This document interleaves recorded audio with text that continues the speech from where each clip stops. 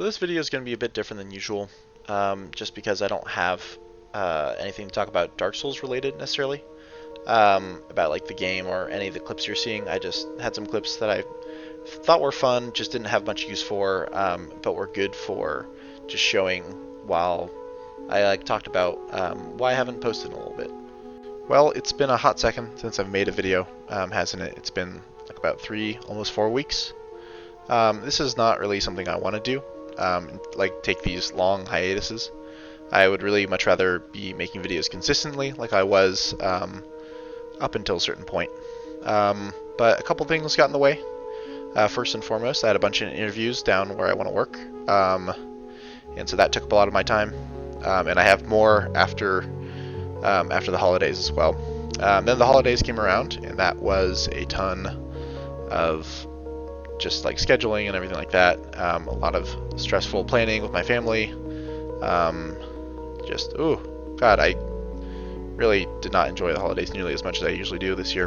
And then I also didn't play a lot of Dark Souls, unfortunately. I played a lot of Red Dead Redemption, which finally came to PC. I liked it a lot. I'm not going to talk about it too much, but I will say, holy shit, the story was long. It was really good, but really, really long. It took me about a solid 80 hours of just playing the story.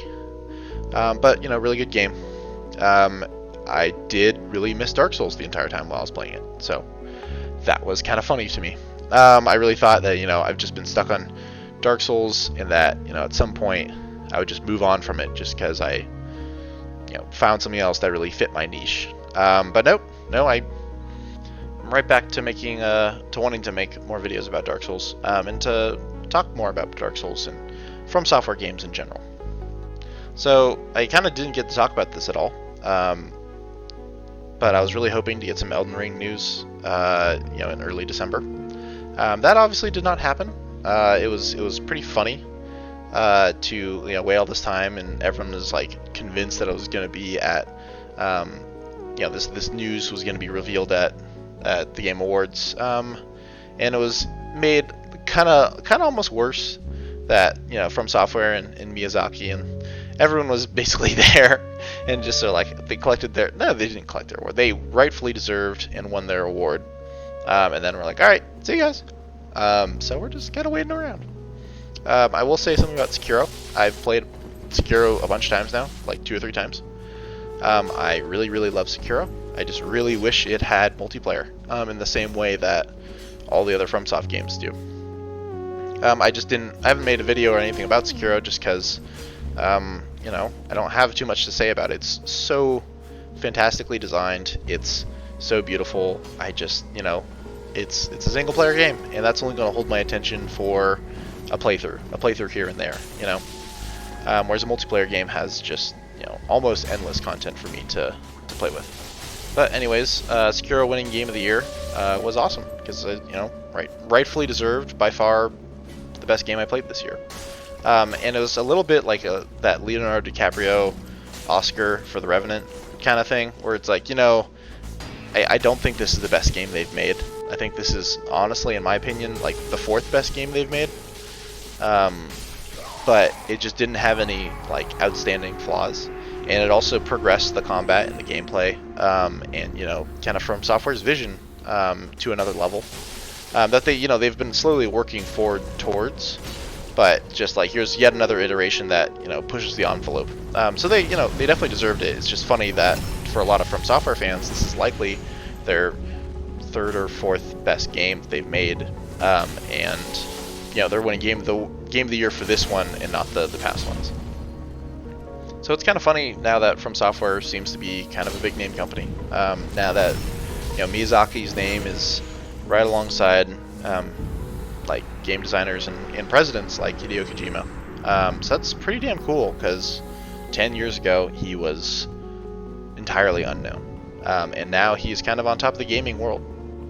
But within that moment, you know, of, you know, Sekiro winning, you're like, okay, yeah, like, let's see your next project, which I've heard a lot of different rumors floating around that it's supposed to be like From Software's magnum opus, whatever that means. All their games have been kind of masterpieces up until this point. So, you know, what the hell is going to possibly top that? But you know, I'm excited for it. I'm less excited for maybe I wouldn't say less excited, but I'm just like not anticipating nearly as much the whole George R.R. Martin side of things. I just don't really care.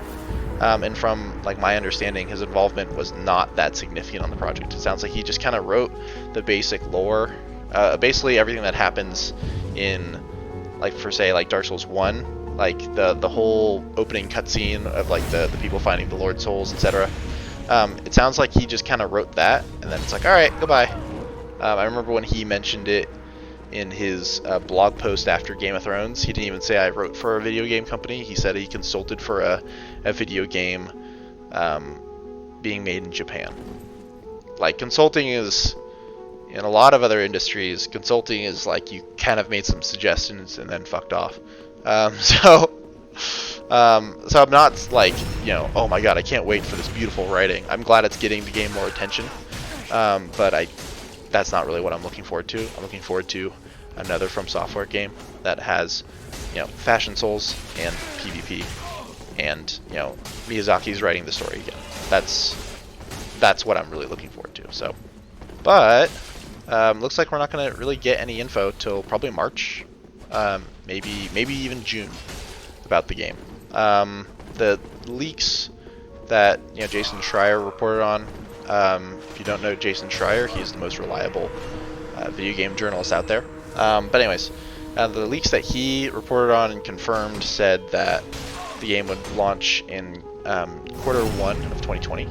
And at this point, I don't see how that would be possible, considering the scale of their game, considering like, you know, these rumors about it being the largest game and the you know, their magnum opus. I don't see how they would launch it within Q1 of 2020 at this point without like a full-on marketing campaign. So probably looking at Q2 of 2020 or quarter, maybe even, you know, like the first quarter of 2021 as well. So we shall see. Nothing to do but wait. In the meantime, I'm still playing Dark Souls 3. I'm liking it a lot. I don't really want to make any other content about other multiplayer games at this point. One of my friends has been trying to get me to play Red Dead Redemption Online, and that sounds mildly interesting, but just really not what I want to talk about on this channel, and just doesn't really capture my imagination nearly as much as Souls PvP, which is funny because this game has been out for 3 years, soon to be 4, and you know, we haven't got any new content in 2 years, practically, almost 3. And yet, this game managed to capture my attention and my imagination, really, like so much more than any other game out there. So, I'm still going to be playing it. I might go back and try to maybe play some Dark Souls Remastered, although I heard it's not very active. And the other thing I've heard about it is that it's, well, not even heard about it, it's like seen, is that it's super backstab heavy, and like there's all this like weird tech, like toggle escapes, and like, you know, reverse rolls are a lot more important. Stuff that I'm just not very interested in investing a lot into. So yeah, and also just invasions weren't the way they're set up in Dark Souls 3, in that you the invader have all the odds pitted against you. Seems a lot more fun than I think a lot of like Dark Souls 1, especially Dark Souls 2. Their PvP seems to be set up for duels, and again, duels just aren't very interesting to me. So yeah, I'm going to be playing Dark Souls 3 for a longer period of time. There's a couple things I wanted to try out. I've already remade my Aiden build, which is my Faith build, which I've been having a blast with. I kind of want to remake Yuri, just at like a lower level, because there's some just really efficient like magic weapons that I wanted to use. Like, yeah, Moonlight Greatsword, sure, but like Crystal Sage's Rapier has just like a ton going for it. It doesn't have a parry, but it's the longest like thrusting sword out there, and yeah, combined with something like a Crystal Claymore or like, yeah, Moonlight Greatsword, sure. I think that'd be really fun to kind of dual wield.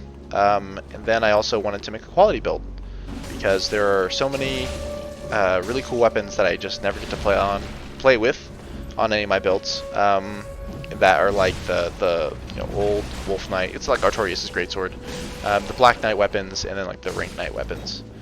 just don't fit on any of my builds. So I wanted to make like a meta level character and play around with that. So I'm hoping to get around to these things. I have to like make these characters, and I'm kind of running out of spots, character slots. Dark Souls 3 gives you 10, which is pretty generous considering that other games maybe give you 1 or 2, maybe 3.